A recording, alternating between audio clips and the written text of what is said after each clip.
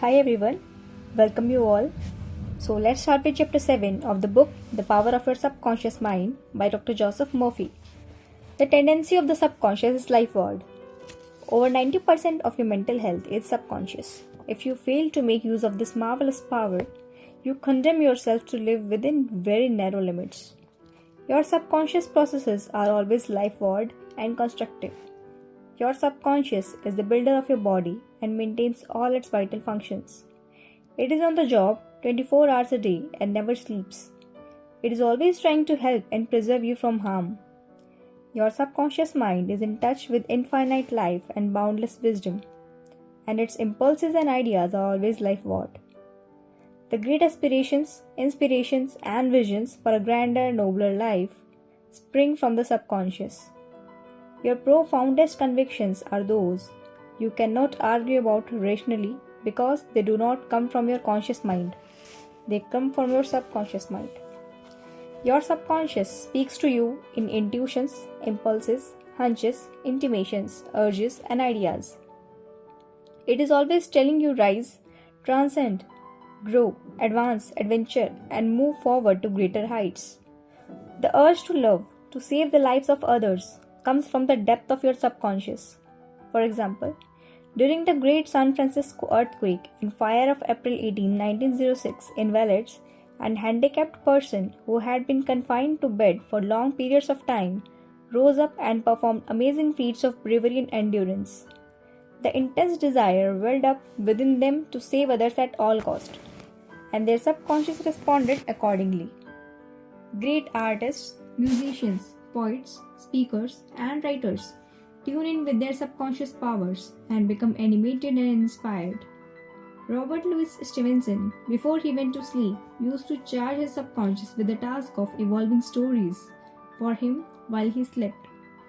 He was accustomed to ask his subconscious to give him a good, marketable thriller whenever his bank account was low. Stevenson said the intelligence of his deeper mind gave him the story piece by piece like a serial. This shows how your subconscious will speak lofty and wise, saying through you that your conscious mind knowing nothing about.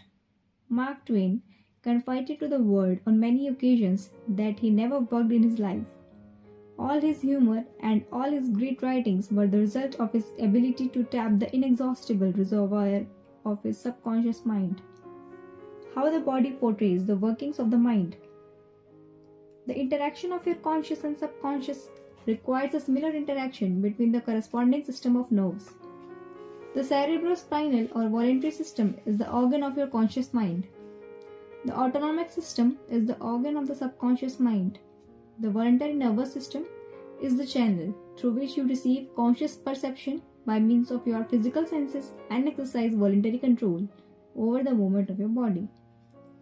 This system has its control center in the cerebral cortex of the brain. The autonomic nervous system, sometimes referred to as involuntary nervous system, has its center of activity in other parts of the brain, including the cerebellum, the brainstem, and the amygdala. These organs have their own connections to their major system of the body and support their vital functions, even when conscious awareness is absent. The two systems may work separately or synchronously. For example, when a perception of danger arrives at the switching center in the cerebellum, messages are sent both to the conscious cortex and to the subconscious amygdala. The person's defensive abilities may start to respond to the danger even before the danger is consciously noticed and evaluated. A simple way of looking at the mental and physical interaction is to realize that your conscious mind grabs an idea that is parallel to a corresponding series of electrical impulses in your voluntary system of nerves. This in turn causes a similar current to be generated in your involuntary system of nerves, thus handing the ideas over to your subconscious mind, which is the creative medium. This is how your thoughts become things. Every thought entertained by your conscious mind and accepted as true is sent by your cortex to the other organs of the brain that support your subconscious mind to be made into your flesh and to be brought forth into the world as a reality. There is an intelligence that takes care of the body. When you study the cellular system and the structure of the organs, such as eyes, ears, heart, liver, bladder, and so on, you discover that they consist of group of cells that form a group intelligence that allows them to function together. They are able to take orders and carry them out in deductive function at a suggestion of the mastermind. A careful study of the single-celled organism shows you what goes on in your complex body. Though the monocellular organism have no organs, it still gives evidence of mind action and reaction, performing the basic function of movement, alimentation, assimilation, and elimination. Many say there is an intelligence that will take care of your body if you let it alone. This is true in a sense. The difficulty is that the conscious mind always interferes with its sensory evidence based on outer appearances. These lead to a sway of false beliefs, fears, and mere opinion. When fears, false beliefs, and negative patterns are made to register in your subconscious mind through psychological, emotional conditioning, there is no other course open to the subconscious mind except to act on the blueprint specification offered it. The subconscious mind works continually for the common good. The subjective self within you works continuously for the general good, reflecting an innate principle of harmony behind all things. Your subconscious mind had its own will, and it is very real in itself. It functions night and day, whether you will it or not. It is the builder of your body, but you cannot see, hear, or feel it building. All this is a silent process. Your subconscious has a life of its own that is always moving toward harmony, health, and peace. This is the divine norm within it, seeking expression through you at all times. How humans interfere with the innate principle of harmony. To think correctly, scientifically, we must know the truth. As the ancient sayings puts it, you shall know the truth, and the truth shall set you free. To know the truth is to be in harmony with the infinite intelligence and power of your subconscious mind, which is always moving life forward. Every thought or action that is not harmonious, whether through ignorance of design, will result in discord or limitation of any kinds. Scientists informs us that you build a new body every 11 months. So, from a physical standpoint, you are really only 11 months old. If you build defects back into your body by thoughts of fear, anger, jealousy, and ill will, you have no one to blame but yourself. You are the sum total of your own thoughts. You can keep from entertaining negative thought and imagery. The way to get rid of darkness is with light. The way to overcome cold is with heat. The way to overcome the negative thought is to substitute the good thought. Affirm the good and the bad will vanish. Why it's normal to be healthy, vital and strong, and abnormal to be sick? The average child born in the world is perfectly healthy, with all its organs functioning perfectly. This is the normal state, and we should remain healthy, vital and strong. The instinct of self-preservation is the strongest instinct of your nature, and it constitutes a most potent, ever-present and constantly operative truth inherent in your nature. All your thoughts, ideas and beliefs must operate with greater potentiality when they are in harmony with the innate life principle in you, which is forever seeking to preserve and protect you along all lines. It follows from this that normal conditions can be restored with greater ease and certainty than abnormal conditions can be induced. It is abnormal to be sick. The condition of sickness simply means you are going against the stream of life and thinking negatively. The law of life is the law of growth. All nature testifies to the operation of this law by silently, constantly expressing itself in growth. Where there is growth and expression, there must be life. Where there is life, there must be harmony. And when there is harmony, there is perfect health. If your thought is in harmony with the creative principle of your subconscious mind, you are in tune with the innate principle of harmony. If you entertain thoughts that are not in accordance with the principle of harmony, these thoughts cling to you, harass you, worry you, and finally bring about disease, and if persisted in, possibly death. In the healing of disease, you must increase the inflow and distribution of the vital forces of your subconscious mind throughout your system. This can be done by eliminating thoughts of fear, worry, anxiety, jealousy, hatred, and every other destructive thought.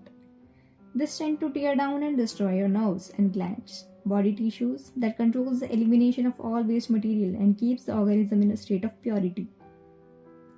Pott's disease cured. Pott's disease or tuberculosis of the spine used to be a terrible scourge of children. One child who contracted it was named Frederick Elias Andrews of Indianapolis, Indiana. The disease made him a twisted cripple who could not walk and had to go about on his hands and knees. His physician pronounced him incurable. Andrews refused to accept that verdict. He began to pray. He created his own affirmation, repeating it over and over many times a day, and mentally absorbing the qualities he needed. I am whole, perfect, strong, powerful, loving, harmonious, and happy. He made this prayer the last utterance on his lips at night and first in the morning. He prayed for others as well, sending out thoughts of love and health. This attitude of mind and way of prayer returned to him multiplied many times. His faith and perseverance paid off with his big dividends. When thoughts of fear, anger, jealousy, or envy drew his attention, he would immediately start his counteracting force of affirmation going in his mind. His subconscious mind responded according to the nature of his habitual thinking. He became a strong, straight, well-formed man. This is the meaning of the statement in the Bible. Go the way. The faith had made the whole. How faith in your subconscious powers makes you whole. A young man who came to my lectures on the healing power of the subconscious mind had severe eye trouble. His ophthalmologist told him he would have to have a disease, risky operation. After learning about the scientific basis of the prayer, the young man said to himself, my subconscious made my eyes and it can heal me. Each night as he went to sleep, he entered into a drowsy, meditative state, the condition akin to sleep. His attention was immobilized and focused on the eye doctor. He imagined the doctor was in front of him. He plainly heard or imagined he heard the doctor saying to him, a miracle has happened. He heard this over and over again, every night for 5 minutes or so before going to sleep. 3 weeks later, he had another appointment with the ophthalmologist who had explained and examined his eyes. The physician examined him again and then exclaimed, this is a miracle. What had happened? This man impressed his subconscious mind, using the eye doctor as an instrument or means of convincing it and conveying the idea. Through repetition, faith, and expectancy, he impregnated his subconscious mind. His subconscious mind has made his eye. It held within it the perfect pattern or blueprint of the eye's normal, healthy structure.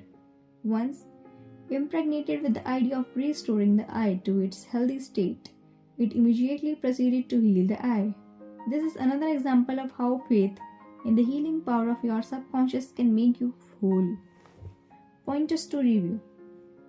Your subconscious is the builder of your body and is on the job 24 hours a day. You interfere with its life-giving pattern by negative thinking. Charge your subconscious with the task of evolving an answer to any problem prior to sleep, and it will answer you.